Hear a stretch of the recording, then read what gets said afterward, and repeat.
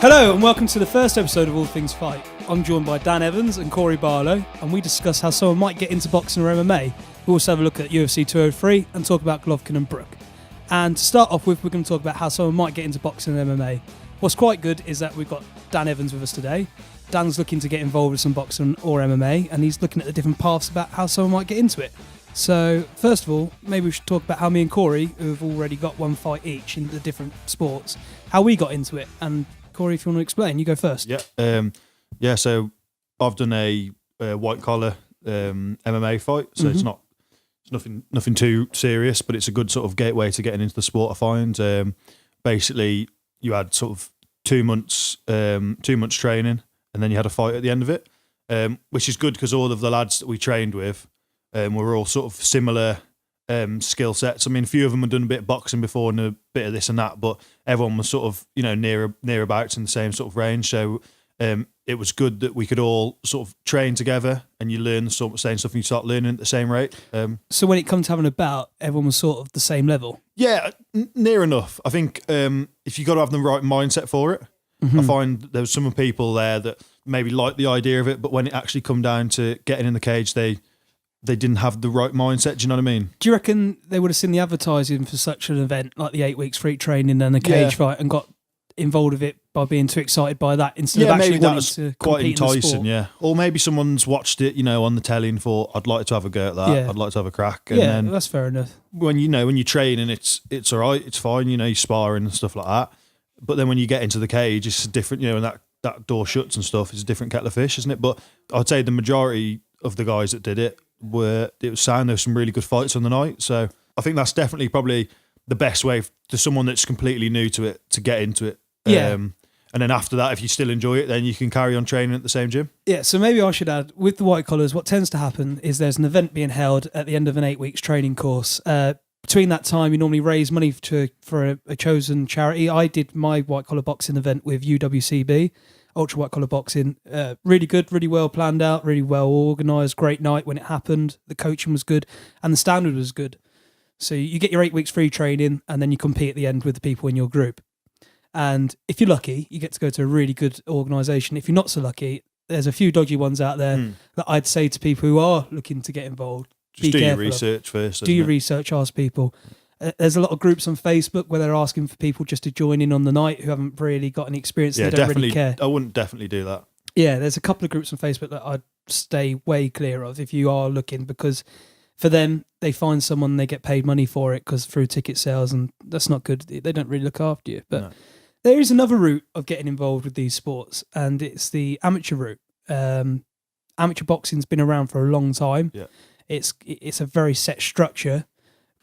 You train normally at a boxing gym, an amateur boxing club, and then from there the coaches will go to an event. You'll get matched equally, and it follows like a set guideline.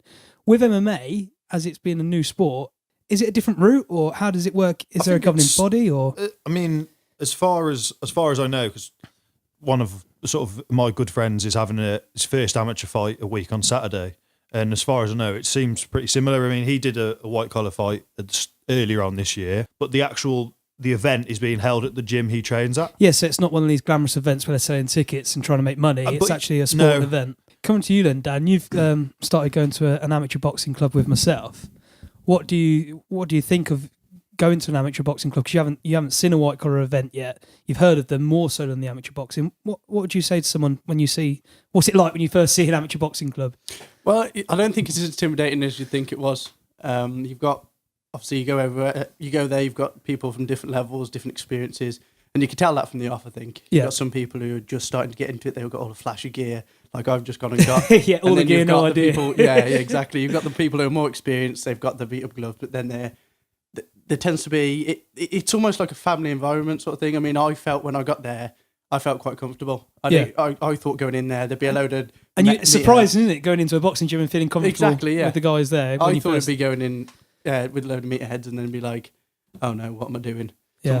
That guy's staring at me, he wants to beat me up. But no, it's really good, and I think it's the instructor welcomed me, Stu. It's really, really nice set out. That's one thing I would say is that with the amateur route, it's a set route for people to go in, and it's the old-fashioned way. But sometimes they don't advertise themselves the best. Someone who wants to get into boxing before probably really doesn't really know how about getting into it. That's one thing white collar fights are doing. They're doing a lot of advertising on Facebook and stuff like that, and it's good for the sport because it's getting people interested. I think the good thing about white collar is as well, it'll give you good indication whether you want to try it properly. Yeah. Rather than, maybe if you've never had a fight before, to go straight into like an amateur fight. Yeah. Might be maybe not so much chucking you into the deep end, but you'd probably train for a lot longer and stuff like that. You'd spar obviously in the gym, but it's not the same, is it? But with a white collar, it will give you an indication whether you think, I really don't like this, or I enjoyed it, I want to do it a bit more seriously. A lot of the guys who've had a lot of amateur fights have said to me, I'd love to do a white collar because they get that feel, they get the walk-in music, they get the ring girls, they get like the big crowd. It is quite a big event. It's quite a big show, really. Yeah, you know what I mean? Because, the event I did at the hotel, I think it sold around about 1,000 tickets. Yeah. So I remember walking out and it was a lot of people. Oh, it was nerve-wracking when I first, everyone coming out and hear your song. It's nice as well though, isn't it? It's quite, because it makes it kind of feel like, not that it's not a big event, but it makes it kind of feel bigger than it is. Do you know what I mean? Like, I know it was a big event to me. I thought it was like on the set of Rocky 6. Yeah. But so like a lot of guys who are doing the amateur, they say a lot of it's in working man's clubs or it's just in the gyms themselves. And they said you don't get that side of things with the amateur boxing that you do with a white collar. Yeah. So if you are just looking to have that one-off fight and you want to have that big show and entertainment, but I'd definitely recommend it to anyone. I think. Yeah. Would you recommend it to anyone? The place you did it? Or would you just recommend it as a whole? Well, I'm not sure the place I did. I don't know if they're doing it anymore. I think the one I did it at is just a one-off. Was just a one-off thing. What gym did you do it at? I did it at a gym called Spartan in Telford, by Oaken Gates. It was, right. Okay. But I think there was just a one-off thing. But there's another gym called Combat Athlete. I think in Telford, Telford. I've heard those. Yeah. That do them quite regularly. So if anything, if they're still doing them, I'd say go through them because they seem like quite. I know a couple of lads that have done a white collar show through them and they've always been quite decent, I think. So it's a good thing to learn as well. It's self-defense. And it's a good thing to learn about yourself. Like, what would you do in that situation, or different things like that. And the other thing is, it is really good fitness. We spoke about this before, like the mentality and how that sort of changes you before a fight and going and doing the 8 weeks and sparring and then actually having the fight. I remember we was chatting previously, and you said like a great quote. Oh, I think it's off that film. It's off the film Fight Club. Classic. And he says, how do you really know anything about yourself till you've been in a fight? Yeah, I think that's great. Which is kind of cliche. A lot of people will say that's crap, but when you think about it, how do you really, until you've been in sort of like a situation like of conflict, like a real conflict situation like that, where you do learn sort of, it sounds a cliche again, but you do sort of learn a lot about yourself in a sense. Do you know what I mean? It might seem intimidating, but once you get there, it's like anything, isn't it? Once you get there and you sort of, having a chat with the lads and that, it's sound. Yeah, I think there's a lot to be said about the day you arrive for your event and the waiting around and being in the in your changing room. And mine was the last because we had. Was yours the last fight? Last fight, mine was the last fight. But then after that, they had two. I think they were just amateur fights. Just after ours, two of them. Okay. So mine was the last. Mine was the last white collar one. Yeah. So I was having to watch everyone coming in that just been battered and all that, and I was like, I'm not gonna lie, it's nerve wracking. Just before I walked out, and I knew I had, I think, like 10 of my mates there or something like that, probably more. Yeah. And I was nervous. Just before I walked out. And anyone that says they're not scared or, you know what I mean, like that, I don't believe it. There's always a maybe not scared, but you've always got nerves or a bit of, a bit anxious before something like that. I remember reading a book before. I'm a bit of a bookworm. I read a book called Mental Combat before I went into my fight, and it just gave me loads of tips about like fake it till you make it. So just come across like you're confident. Yeah, exactly. Yeah. And I remember seeing the guy I was fighting, and the ref was doing a big talk to everyone in the room, and he come and talked to me, and I just sort of I feel terrible because he's such a nice bloke. Yeah. But I ignored him. I just looked really confident. I just made myself like had my hands above my head, just chilling and that. Yeah. And it really got to him, and it was getting to him more and more and more. Yeah. And when he come out to the fight, I just sort of strolled out. Yeah. Inside, I was bricking it. Yeah. I was terrified. Yeah. But because you in the back of your head, you're thinking, oh my God, what if I get knocked out or something like that? Do you know what I mean? Or I think the fear of failure.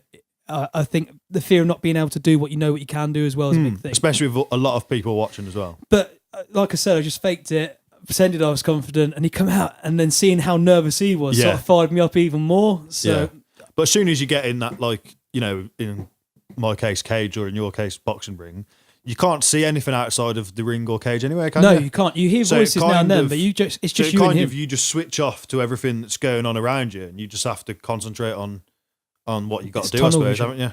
And that's another thing I'd say to someone who's looking to get involved with it. If you're nervous, if you're scared before you even walk into the gym, that's good. It's only natural. Yeah. And it will only it's just something you've got to be able to But manage. there's plenty of professionals. Mike Tyson, for instance, Oh, yeah. he said in interviews that he was scared before fights. Cowboy, I've seen an interview of him the other day. He said he's walking out, he's terrified and stuff like that. But that's good. It's your body getting It's your ready. body's natural reaction to preserving life. Do you know what I mean? It's And- like a survival instinct, isn't it? Interesting point talking about this and the mindset about before a fight. Earlier in the week, I actually caught up with Vinnie Shoreman, a mind coach, and he gave he told me what advice he'd give to someone who was about to have their first fight. All right, mate. I'm not too bad. How are you? Very good, thank you, my friend.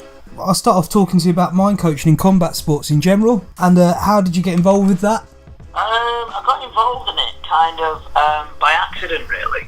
People had things missing from what they needed to do. Just went to a seminar by a guy called Keith Mayer.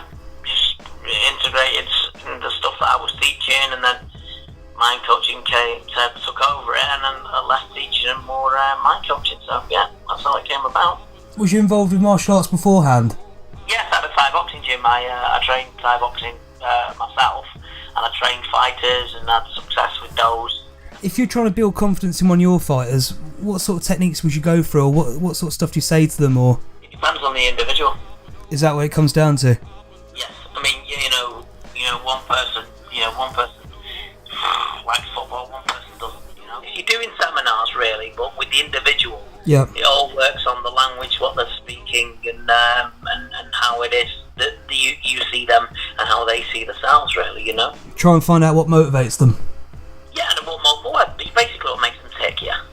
If you got, say, like a technique or a tip for any amateurs out there, someone who's probably coming up to their first bout or anything like that, what sort of things would you say to them to try and keep them calm or trying to keep them focused beforehand? www.VinnieShoreman.com.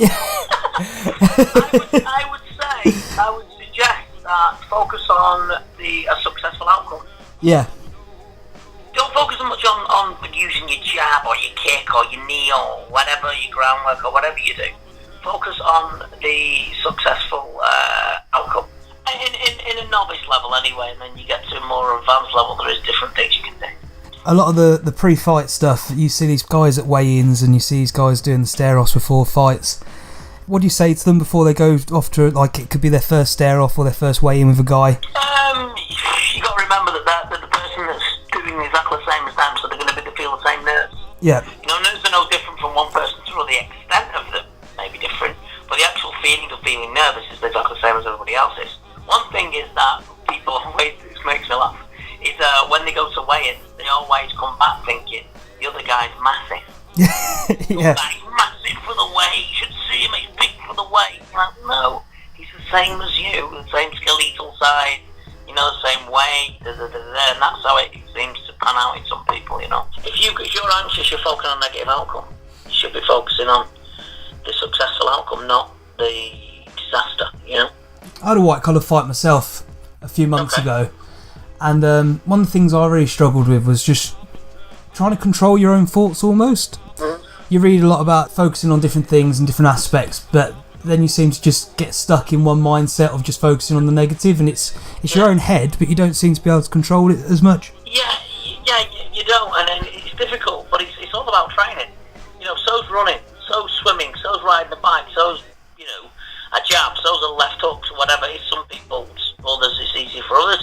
But what you got to understand is training. You've got to train your mind. That's why, people come to me for one-to-ones, and yeah, they do work, as in hypnosis or whatever, but I like to do a longer time with the clients because you get to know them at a deeper level and you get to understand that what's actually in their way. When you get that what's in their way, you can change a lot of things, What sort of things you do at the moment with your clients then? You got like weekends where you're having people in, or is it over a week course? So I do a thing called 4 weeks of freedom where the client has 4 sessions, 4 weeks, 2 sessions a week. Yeah.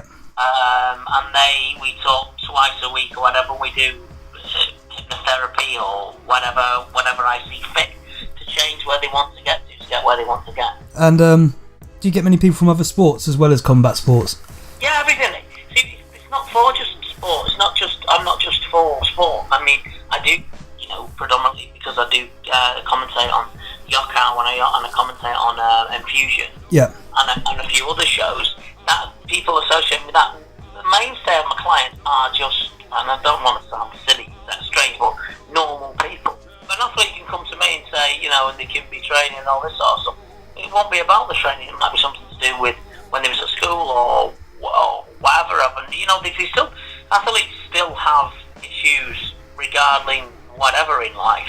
But just because they're athletes doesn't mean it goes away. They tend to be maybe more self-confident, as in body-wise or whatever. But at the end of the day, they are still human beings, and they still have issues like everybody else. And what's that website again, Vinnie? Which one? Your one. Oh, sorry. Sorry. Selling myself really well. VinnieShoreman.com. VinnieShoreman.com. All right, then, Vinnie. I also do my own podcast, if you'd like to tune in, called The Mind Diet. Yeah, with Roberto Reed and Andreas Giorgio. We've got Ian McCall on tomorrow. So. Brilliant. Okay, Sean, you take care, and thank you very much for giving us a call. So, listening to Vinnie Shoreman, he says to focus on the successful outcome. Remember that the person you're probably fighting against is nervous as well, and it's natural. And with practice and thinking about these things, you can actually get better at it. It's like anything, like working out. If you can practice controlling your mind and your thoughts, you will get better at it. Yeah. Can you remember the nerves before your fight? I think it wasn't until 2 days before that it really hit me. I remember the night before, I hardly got any sleep. Yeah. And I was just playing different scenarios over in my head, and I was like, oh my God, what if this happens? What if this happens? I had that a week before the fight, and I just found myself training harder for it. Because for me, I knew like how much bigger than me he was. And I was like, how am I, if he, if I thought if he plays the game right, how am I going to get in close to him? Or he was a lot heavier than me as well, so I thought, how am I going to take him down? Yeah. So I'm probably better on the floor than I was standing up. But then, yeah, it was only like the night before that it really started happening. And then the whole day before my fight, as I say, because my fight wasn't on until one of the last fights. So I had literally all day to think about it. I probably went for about 8 times. Literally. And just nerves. And then just before my fight, he went out before me as well. Oh. So he was already in there. Do you reckon it's harder for the person who goes out for you? I'd prefer to go out second, I would. I went out first. I prefer to go out second. And then I had all my mates like chanting. As she was walking out, just chanting my second name. And then that sort of built me up a bit more. And I could see everyone looking and it's, everything like that is just building you up. And then when I got into the cage, once that cage door closed, I was like, this do or die, do you know what I mean? On. Yeah, you've got to, haven't you? Once it's closed, that's it. You ain't coming out. And you've got all this to come. It's exciting stuff. But talking of cage doors closing, moving on, has the cage door closed for CM Punk after UFC 203? What a joke that was. It was honestly the whole thing with that guy. It was just, you could see what it was. It was just a cash cow for Dana White, wasn't it? At the end of the day. No disrespect to Stipe, but do you reckon the CM Punk fight carried the pay-per-view figures? Probably, yeah, because a lot more people know who CM Punk is over, Stipe Miocic and Alistair Overeem. So, do you reckon possibly a genius marketing move? A lot of guys have grown up watching CM Punk on WWE. Yeah, they're probably about 10, 12. They watched it. He's aged with the company. They've aged with the company. Yeah, and I don't want to break it to people, as they've realised wrestling isn't real. Shouldn't say that. Yeah. They've moved and they've seen him move over to UFC. Do you reckon that's brought a load of viewers with him? He probably just wanted to have a shot, didn't he? And he thought, I'm going to use my status to get on the biggest promotion, MMA promotion in the world. He wants to carry on fighting, but I think Dana White said after. I don't think he'll fight in the UFC. I don't think it's wise to let him. How many people can you feed him to fight until he actually starts getting good? And the trouble is, he's not going to be allowed to fight at amateur now because once you sign professional, you can't fight back. No. So he's gonna have a hard time if he wants to do it. By signing professional, he's been robbed slightly of that ability to go and have amateur MMA fights. What's a shame? He might not fight again. Let's face facts. He might. He said afterwards, he's like, this isn't the last you're going to see of me, but his adrenaline was running high. Yeah, he is 38 years old. That speech at the end, I did quite like. I thought, CM Punk, he's a good guy, but he's not a good fighter. I don't really like his personality, to be honest. Do you not? No, I don't know what it is about the bloke. You're a Mickey Gall fan, aren't you? I do. I like Mickey Gall. He rubs me up the wrong way. I don't know what it is about him. I think I don't know what it is. I just liked his confidence. I like the fact that he called out Sage Northcutt after the fight. I like that, and I think that would be a great fight between them two. What weight class would that be at? Because he fought at 170 in Sage. Is he 155? Yeah, so I'm guessing Sage would have to go up unless Mickey Gall would want to cut down, but I couldn't see Mickey Gall. It's like the nice guy and the bad guy. It'd probably be better for Sage. I reckon Sage would be better off going up to 170. Talking Uriah Faber. Oh, yeah, sorry. I was just going to talk about a few of the other fights on that card. The Uriah Faber he's lost fight, 2 on the bounce now. Yeah, no, it's more than that, isn't it? Is it more than 2 on the bounce for Uriah? 4 or 3 on the bounce, was it? It's not looking good. No, well, he's old. I think he's about 37, is he? He looks about Something 21. Like so, yeah. But, he just didn't look very sharp. No. On the night. And the whole fight between him and Jimmy Rivera, I didn't find that exciting. To be honest, Jimmy Rivera threw some good leg kicks, one of which knocked Uriah Faber completely off his feet. And, he was you could see he was limping. You could see he was hurt. Fair play to him. He put like a brave face on it. But I didn't find that fight very interesting, to be honest. I think the next fight that should be in that weight category should probably be, in my opinion, I think Jimmy Rivera versus Cody Garbrandt. The guy with the tattoos. Yeah, I think that would be a good fight. Yeah. Obviously, I think Uriah Faber was a number 2 contender, maybe. I think it's number 2 contender. Jimmy Rivera's just beat him. I know it was on a points, decision, but I still think a good fight would be between Cody Garbrandt, because everyone's hyping up Cody Garbrandt to try, fight Dominic Cruz. I don't think he's ready for that yet. I've always wanted to see Faber against Dillashaw after he left Team Alpha Male. He didn't leave because they left on sort of. It's a weird bad sort of terms. situation where a coach left the gym and then the one fighter went with him, and I'd like to see that anyway. Yeah. I think that'd sell tickets, but they're meant to be 2 close friends. Yeah. And then what else was there? You got to talk about Kickgate. Oh yeah, Verdum versus Travis Brown. But that fight started out really excitingly. Yeah, most heavyweight fights do. Yeah, Fabricio Verdum ran in, flying kick straight to Travis Brown's face straight away. That was the first move. And Fabricio was doing really extravagant kicks, doing front flip kicks and stuff like that. Right, okay. He knocked Travis Brown down in the first round, and Travis Brown managed to hang on out to see the round out. I think he tried to submit him. He had his back basically. Mm-hmm. But after that, the fight just went boring. After that, Travis Brown was real flat, didn't really do anything, and it was just the crowd was booing him by the 3rd round. You could see that they weren't interested, and then. Yeah.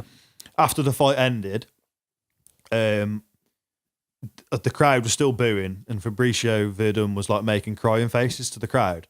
And then Travis Brown's coach Edmund was saying, Ronda Rousey's striking coach. I think it's Edmund. Yeah, must have been mouthing off to Fabricio or saying something. And Fabricio just walked up to him and push kicked him across the octagon basically. And then he got in fighting stance, ready to fight all of Travis Brown's cornermen sort of thing. So that could have possibly been more entertainment than the actual fight. Yeah, literally, that's what made that fight. Do you know what I mean? Stand out. But they had to kick out both guys' cornermen. But at the same time, it's I know sort of tensions run high, but is anything going to happen to Verdum from doing that? Do you know what I mean? You can't go and kick someone's coach across the octagon. Do you know what I mean? Well, it's assault. If it's not part of the competition, it's assault.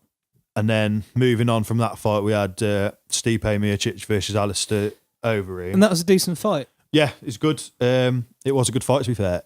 Overeem was running away a lot, though. He's lost a lot of weight. There was talk that and he's got quite a weak chin, hasn't he? When he was at his best, there was a lot of talk of. He was obviously on juice, wasn't he? I mean, I don't get sued. We ain't got money to get sued. I'm not gonna. But he was a bigger guy. He may or may not have been on gear. Yeah. Corey Barlow said that. but I think he's got a fairly. I don't know how. I mean, yeah. Since USADA's come in, his chin was. He has lost a lot of weight as well. Yeah. So you don't know what he's got. Yeah, exactly. What he's backed himself with. I mean, Alistair Overeem is a highly decorated fighter. Do you know what I mean? He's had heavyweight belts in Pride, kickboxing. There was one point when he first come into the UFC, he could have been the belt holder in several different competitions at once. Yeah, definitely. I mean, there were some good fights, and there were some like average ones, really. So obviously, the reason it made a lot of money, well, it didn't make a lot of money, but the reason it made more money than it would have was obviously because of CM Punk. I wonder how it's going to compare with UFC 204 in Manchester with Bisping and Henderson. Yeah, how that's going to compare, how that's going to look. I think it'd be a better. You reckon Bisping cards would be better? There's a lot of English fighters on there who the American audience might not have heard of so much. Yeah, I don't know. I think maybe Bisping and Henderson, because of the history, is probably a more exciting fight for a main card, championship fight. I think Bisping will. Henderson, I hate to say it's too old. I think Bisping hopefully will retain his belt. And he's on a run of wins at the minute, isn't he? He's had some good wins. Yeah. So he's obviously got the confidence of that. I can see Bisping winning it, but at the same thing, it's any man's fight on the night. So that should be definitely be interesting. It's just annoying that it's on for American times. Yeah, even though we've got to stay up to watch it in England at that time. Yeah, like 3:00 in the morning, main card. That's probably when the walkout's going to be. Yeah. I have heard that back in the day with some of the boxing events, like David Hayes stuff, they did the same, and it was like a good evening. But if you're there with the lads, you've been drinking since 4 or 5 o'clock in the afternoon. You probably won't make it, would you? You might have to have a little nap before the main definitely. event. So the Bisping fight probably won't be on until around 5 o'clock-ish. Tickets sold out really quickly. 6 minutes, I think. Yeah, I did try and get some tickets for us, but it was no good. No, but unless Dan, you want to pay for some £500 ones, it's up to you. What do you think? How much for like a guy who's like new to these sort of events? How much would you be willing to pay to go to a fight of that sort of standard? I think it depends majorly on who's on the card. Yeah, and I think most people would agree. Like. From WWE, I don't have a major interest. So, for example, some people coming over to watch the CM Punk fight for the one that's just gone, UFC 203, they'd have paid a lot more than I would. Yeah. So I wouldn't, looking at the card, wouldn't have paid probably anything near what they paid to come and watch it. Yeah, the tickets to 204 range from like 40 quid to 200 quid. So, and there's a couple now, the platinum tickets on there for like... I think that's a pretty fair price though, really. Yeah. I'd be willing to pay, I'll be willing to pay 100 quid for a ticket. £40, you'd probably be in the gods, but like with the £100 tickets, you got a decent seat, and you're getting a lot of bang for your buck, ain't you? You know what I mean? You're getting a lot of fights on the night, so it's just staying up. Yeah, that's the problem in it. But I think once you've gone past that threshold, you're all right, aren't you? So we're looking forward to UFC 204 then. Yeah, definitely. Okay, well, moving on from the MMA, having a look at the boxing, and last weekend was the Golovkin-Brook fight. Yeah, what a fight! Yeah, I think. Can't take anything away from either fighter, and Kell Brook for a welterweight. He obviously I think he surprised a lot of people with his performance. Yeah, especially going up 2 weight classes against someone like Golovkin. I think I tweeted something about like Kell Brook. I don't care how this fight ends. You're now officially my hero. Yeah, definitely. To go against not only he took a fair beating, broken eye socket. So it wasn't the biggest guy in his division. It's the biggest guy in 2 divisions above, and he's known for like punching like a heavyweight. Unreal, yeah. Golovkin's Unreal punches power. on the pads, apparently when people were at the open workout, was like the noise was different because it was just that powerful. Yeah. So Kell Brook has got a newfound respect. Yeah, balls of steel. Yeah, for doing it, And the other thing is about that fight as well, because there's been a few people, like bitching about his corner throwing in the towel. Really, but at the end of the day, it's all about fighter safety, isn't it? And to be fair, it's a good job they did, because he's had a broken eye socket, and you wouldn't really know until you've had an X-ray what it was. Do you know what I mean? I've had a fractured eye socket before, and I didn't know until afterwards. Well, what it was, I blew my nose for some reason, and my eyelid inflated with air. How hard did you blow your nose? just random injury. just like normal. I had a splitting headache, real bad for hours and hours and hours after I did it. And I thought, maybe if I blow my nose, it might release some pressure in my head or something. And I blew my nose, and my eyelid, I just felt it straight away. And I thought I'd pop my eye out my head or something. Literally, and I looked in the mirror and I was like, oh my God, what have I done? I look like Quasimodo, bro. But until, because what it is, that it's the orbital, I think they call it, underneath there. It's like it's thin as an eggshell. Yeah. So if you crack that and you blow air through your sinus, it goes up into your eyelid, basically. Oh, wow.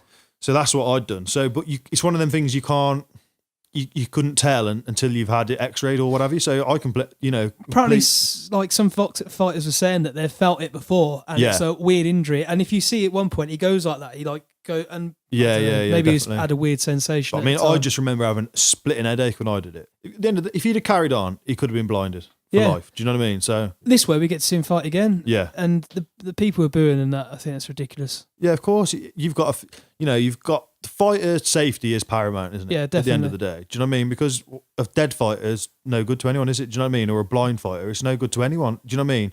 You don't want to, I know it's a combat sport and stuff like that, but at the end of the day, you don't want to get blinded. Do you know what I mean? And you don't want to be brain dead, and you don't want you don't want to really die from it, do you? So, and this is why people who have the responsibility of throwing in towels and refs like that, that's why they're there and that's why they do this. Could you imagine if his corner hadn't thrown in the towel and something really bad had happened to him?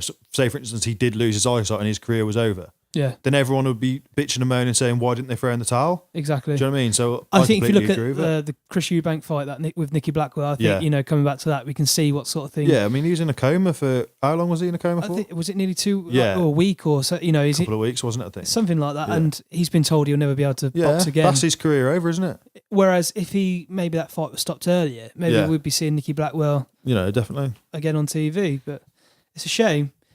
But I think one good thing Kell Brook did do was display he showed the blueprint of how to fight Golovkin a little bit. Yeah, because Billy Joe Saunders has come out now, hasn't he, with a video calling out Golovkin. Have you seen it? In his caravan. Yeah, in his caravan. What a lad! But he's even said since watching the fight, he's seen a few kinks in his armour, sort of thing, hasn't he? I like Billy Joe Saunders and the way he boxes. Yeah. Well, I think that'll be the next fight, probably, wouldn't it? I think what the fight with Kell Brook showed is definitely that he's human. He showed that he can bleed like any other man. It was like that Predator film. It is. If it bleeds, we can kill it. Exactly. And I mean, look at the start. I mean, Kell Brook got in a few good shots in there. Definitely. Yeah, it was a great start. He was, he looked lively. And exactly. It was just I think it was the longevity of the fight because he's coming up. He used his speed in them first 3-4 rounds. And then it was because he's using that speed, but he's got the extra weight. It's going to take away the stamina. It's going to have a negative effect on him. So because he used it so efficiently in the first few rounds, it did start having a negative effect, and that's where obviously Triple G stepped in. He just kept on walking on to whatever Kell threw at him as well. I don't think that's very good if you're throwing your best at someone and they're just nodding and walking towards you. Well, that's it. Yeah, I mean, I think with regards to throwing in the towel, I think occasionally fans watching can almost forget they're watching their favourite fighters, that they are human, like anyone else. Like Corey said, like you said, if their career's over, you can get angry with it and then forget about it, but that's it for them for life. It's a bit like the Canelo and Amir Khan fight. I was watching something on Canelo the other day and he said after he hit Amir Khan, he had to wait to see if he was okay because it was almost instantaneous that fear was in there as if to say, I could have really hurt this guy. So, unfortunately, that's it for this first episode, wrapping up there. If anyone's got any suggestions or anything they'd like to say, check out our Facebook, All Things Fight, and our Twitter, All Things Fight 1, and also the YouTube channel. Hopefully this podcast will be on there so you can see our beautiful faces. Once again, thank you, lads, for joining me tonight. Hopefully next time we'll have 3 microphones. Dan, next time I want to hear more about your boxing and how it's going, and hear about some of your progress, about what you've been working on. I think that'd be really interesting if we follow your progress as someone new to the sport, and hopefully try and catch up with Dan Kirby. He might have had his fight by then. We're not sure. Definitely, I think it'll be good to follow us both. Obviously, Dan's a bit much pinch, and put myself, and then we can get some videos up, hopefully, for you guys on the YouTube channel. Yeah, so cheers, Corey. Thank you for Thank you very much. Your dulcet, bassy tones. My dulcet tones. And thanks, Dan Bradley, the producer. Yeah. It's appreciated. You're welcome. So, cheers, guys. And remember to check out the website, www. Until next one, thank you very much. Yeah, Good night and God bless. Stop it with your bassy tone. www.allthingsfight.com.